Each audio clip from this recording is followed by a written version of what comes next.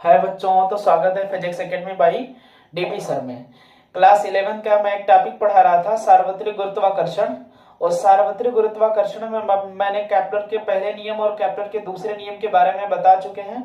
अब केपलर के तीसरे नियम के बारे में बताएंगे सेकेंड वीडियो में, ठीक है। तो केपलर के तृतीय नियम के बारे में हम थोड़ा सा ध्यान से समझेंगे यहाँ पर कि केपलर ने अपने तीसरे नियम में क्या बताए हुए हैं, उनका तीसरा नियम क्या हमें बताता है। चलिए, तो केपलर के कौन से नियम को पढ़ेंगे? तीसरे नियम को, केपलर का तृतीय नियम, ठीक है।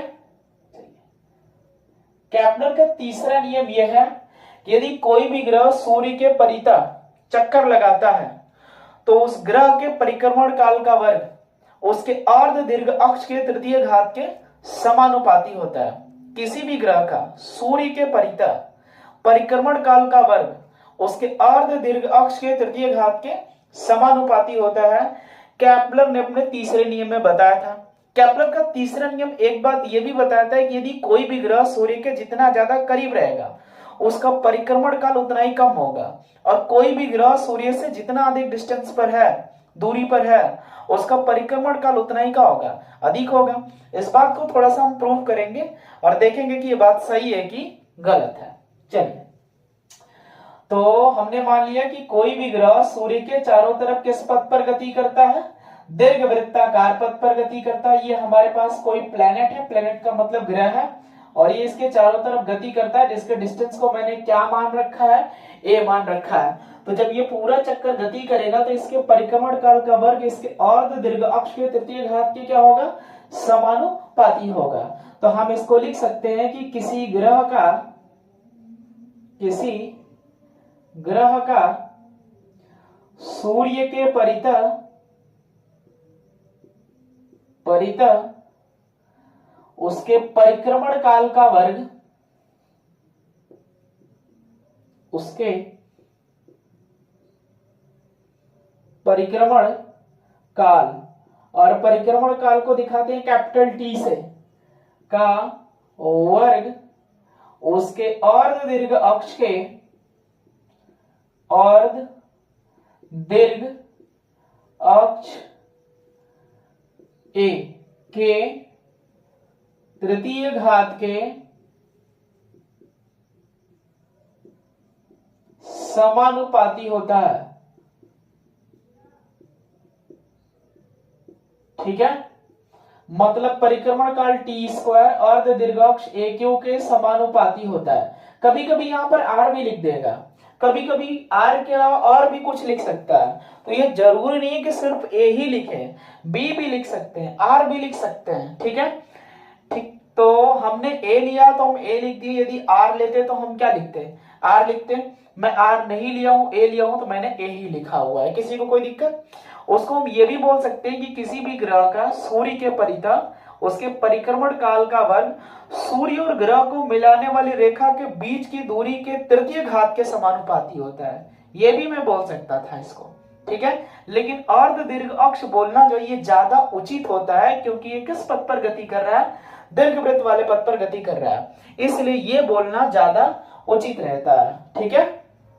चलिए, तो हम लोग इसको प्रूव करेंगे कि टी स्क्वायर समानुपाती ए क्यू किस तरह से आया हुआ है, ठीक है।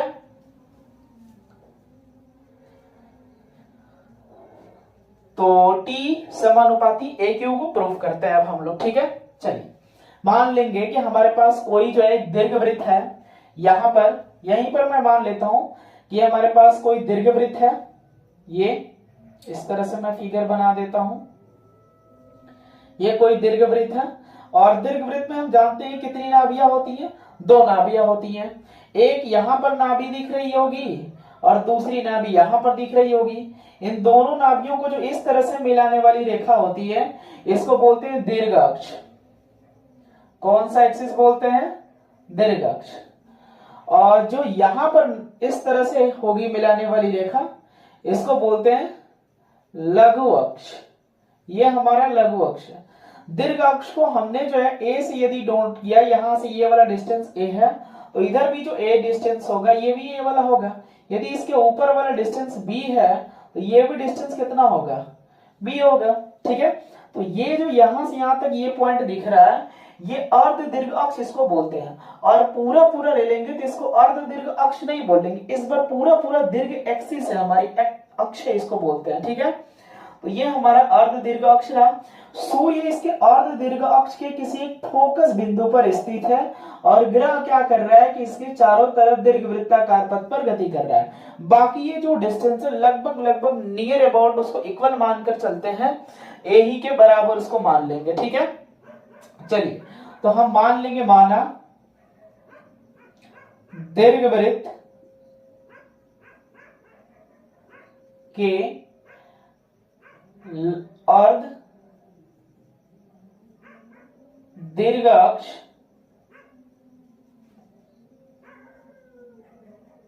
तथा अर्ध लघु अक्ष क्रमशः ए तथा बी है। अतः ग्रह का परिक्रमण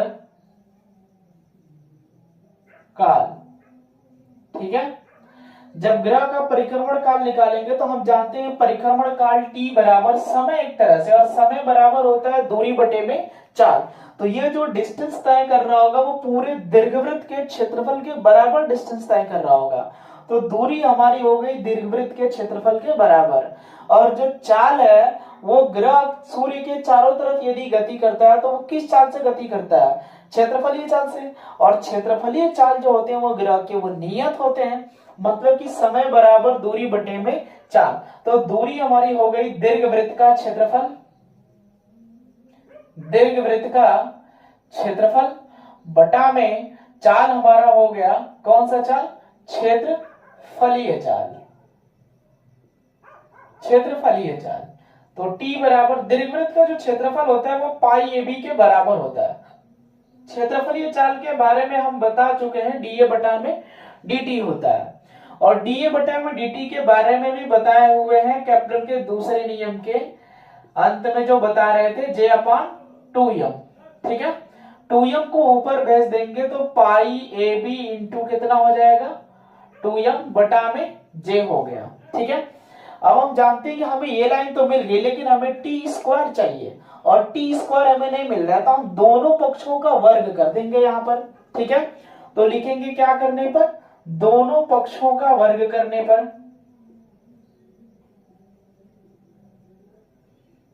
वर्ग करने पर, वर्ग करेंगे तो टी स्क्वायर बराबर pi square A square B square 4m square बटे में J स्क्वायर। इसको थोड़ा क्रम में लिख लेंगे तो टी स्क्वायर बराबर 4 pi square m square A square B square बटा में J स्क्वायर।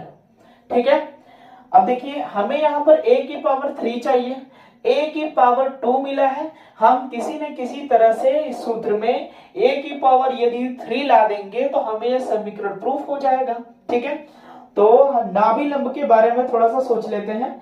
तो नाभि से होकर जाने वाली रेखा और नाभि पर लंब यदि है तो इसको बोलते हैं नाभि लंब। तो मान लेते हैं कि यदि नाभि लंब की जो लंबाई है वो कितनी है, यहां से यहां तक यल है।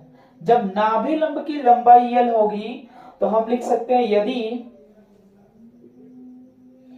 नाभि लंब यल हो तो नाभि लंब यल बराबर बी स्क्वायर बटा में ए होता है। तो हम a बराबर या बी स्क्वायर बराबर क्या लिख सकते हैं, a इंटू यल लिख सकते हैं। और जब हमें a इंटू यल मिल जाएगा तो इस सूत्र में बी स्क्वायर के जगह पर क्या रख सकते हैं, a इंटू यल लिख सकते हैं, या इसको इक्वेशन नंबर 1 मान सकते हैं। तो लिख सकते हैं समीकरण 1 में बी स्क्वायर का मान रखने पर,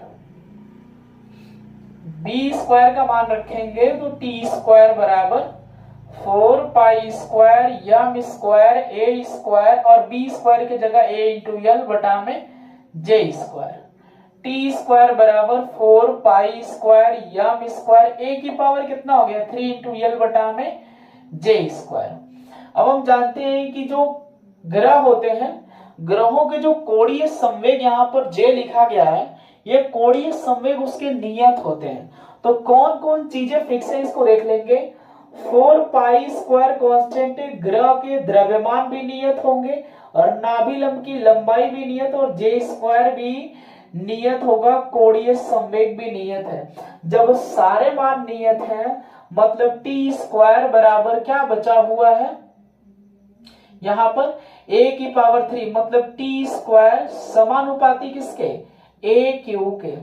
ठीक है, तो किसी भी ग्रह का सूर्य के परितः उसके परिक्रमण काल का वर्ग उसके अर्ध दीर्घ अक्ष के तृतीय घात के क्या होता है समानुपाती होता है। ठीक है, अर्ध दीर्घ अक्ष के तृतीय घात के क्या होता है समानुपाती होता है। बात समझ में आ गई।